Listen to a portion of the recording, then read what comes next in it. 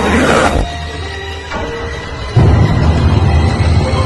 bags were horror lies. What's up, all? Elm Street Warrior back here with another review, and I'm going to be reviewing the 1998 horror thriller classic, Disturbing Behavior. Disturbing Behavior, I want to say, is one of the most underrated 90s horror flicks I think I've ever seen. I thought it was urban legend, but I definitely want to say this is up there also. It's very underrated for 90s horror. Basically, it's about a teen, James Marsden, and he moves to this new town, Cradle Bay. Now, he befriends these two characters, Katie Holmes and Nick Stahl, and they're kind of like these social, unruly kids, but they're teenagers. They're not the worst kids, but they're not the greatest kids either. But anyway, they come across this group that are known as the Blue Ribbons, and the Blue Ribbons are basically these perfect grade A scholars. They help out their community, they perform well in school. They're basically everything a parent could ask for in the perfect child.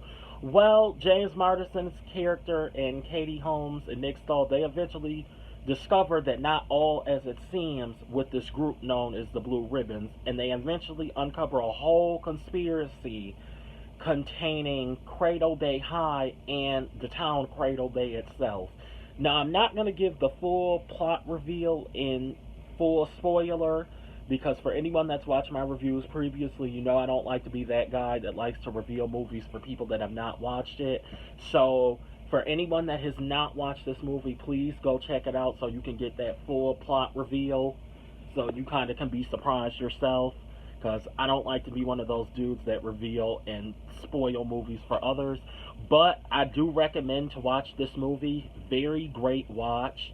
It definitely reminds me of another film that actually came out the same year as this, The Faculty. Although their plot synopsis and concept ideas are very, very different, just that 90s high school horror vibe between the two are very similar. So I always say, if you like The Faculty 9 times out of 10, you'll like this movie. I myself recently didn't watch Disturbing Behavior up until last summer of 2020, and I was relatively surprised that I liked it, because I had seen the movie around for many years, but I just had no interest to watch it. But I eventually just watched it one day, and I was like, this was really, really good. So I definitely recommend this movie. The movie was directed by David Nutter. David Nutter, interesting fact, actually worked on a horror series, The X-Files. So it's interesting enough, because after discovering and finding out that fact, this movie does have X-File episode vibes. So I think that's very cool that the X-Files in its own little way had some ties to this movie, because it definitely gives off those X-Files episode vibes, but still a very great film. I want to say too, there's a lot of different cuts with this film.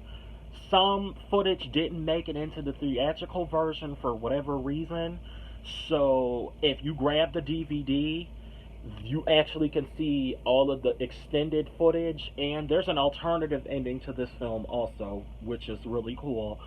I want to say too, this is kind of a hard movie to find. I mean, you might have better luck finding it on DVD, but in terms of finding it on Blu-ray, I think it's out of print, so you're not going to be able to find it. And if you do come across it, it is very, very expensive. So you might have better luck either with the VHS or the DVD. I got this for $12, so you might have better luck with the DVD before you do Blu-ray.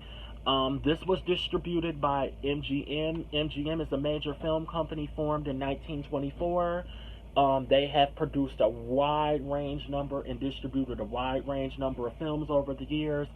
Some Gone with the Wind, The Wizard of Oz. I know a lot of horror fans, such as myself, are really familiar with their horror titles like Carrie, Prom Night 2, Predator. I have a whole bunch of them in my collection by them. It's unbelievable, actually. Return of the Living Dead. So they have been around for many, many years, and they have distributed a lot of films over the years. A lot of horror films in particularly that have been really awesome. So in closing, I want to say with this, thank you, Body Bags, for having me, because this is my first review for you guys. I really hope you enjoy this. I definitely recommend this film again for anyone that has not watched it, because very good film. Also, let me add in the acting with this movie, pretty solid for the most part.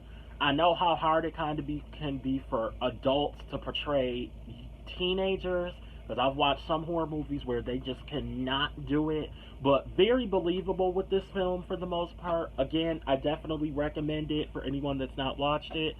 I just want to say again, Body Bags, thanks for having me, guys, and I hope you enjoyed this review. For anyone that's on Instagram, please follow me at Elm Street Warrior, because I'm always on there, and thank you for watching this review.